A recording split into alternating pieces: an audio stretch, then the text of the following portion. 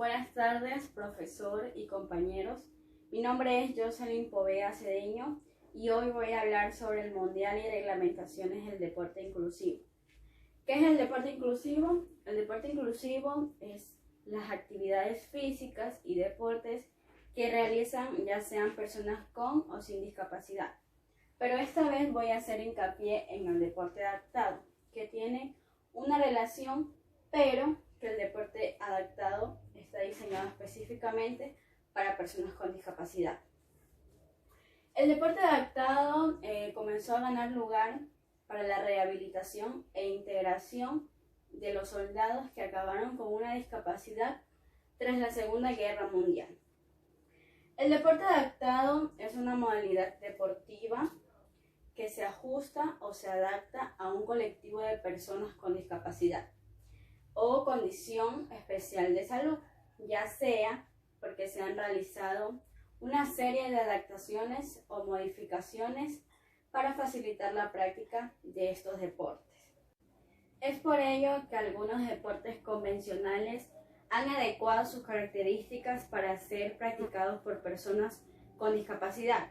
Por ejemplo, el baloncesto, que adecuó sus características para ser practicado por personas con discapacidad física mediante el uso de sillas de ruedas. También han sido creadas nuevas modalidades deportivas específicamente para personas con discapacidad. Por ejemplo, el boxeo, que es un deporte donde participan personas con parálisis cerebral o discapacidad física severa. Un deporte dado suele adaptarse modificando el reglamento. Por ejemplo, en el baloncesto en sillas de ruedas se permite el regate, mientras que en la versión de pie no se permite. El material, por ejemplo, el balón sonoro, que se utiliza en las modalidades deportivas por atletas con discapacidad visual. Las adaptaciones técnico-tácticas.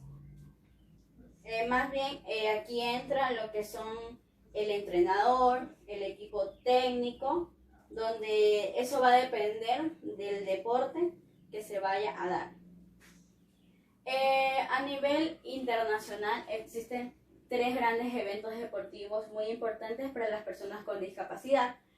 Primero tenemos los Juegos Paralímpicos, que son unos juegos muy importantes y populares, que ha sido fundada por Guttmann en 1960. Aquí participan personas con discapacidad física, ya sea por lesión medular, amputaciones o parálisis cerebral.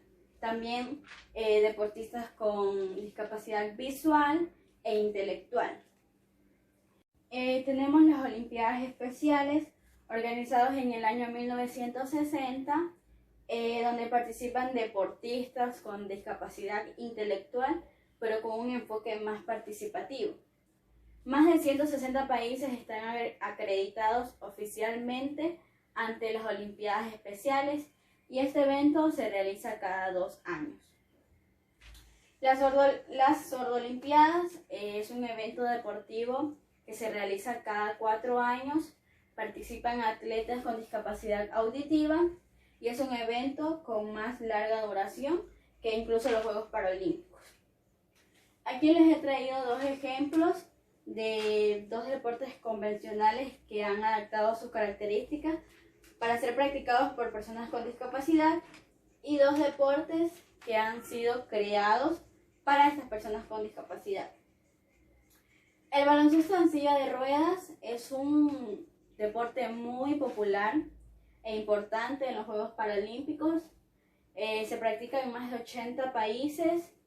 Las reglamentaciones son las mismas, las canastas están a la misma altura, las medidas de la cancha son las mismas, el sistema de puntuación lo mismo. La única diferencia es que en el baloncesto de silla de ruedas los jugadores deben botar o pasar la pelota después de empujar la silla 2 veces. Esa es la única diferencia del baloncesto en silla de ruedas y el baloncesto convencional. El atletismo es la disciplina más numerosa del programa paralímpico. Comprende varios eventos de pistas, saltos, lanzamientos y maratón que se realizan en las calles. Los atletas compiten en sillas de ruedas, con prótesis o con ayuda de un guía que serán unidos mediante una cuerda. Las sillas de ruedas y las prótesis están diseñadas específicamente para la competición. El deporte del goalball es un deporte netamente paralímpico donde participan personas con deficiencia visual o personas completamente ciegas.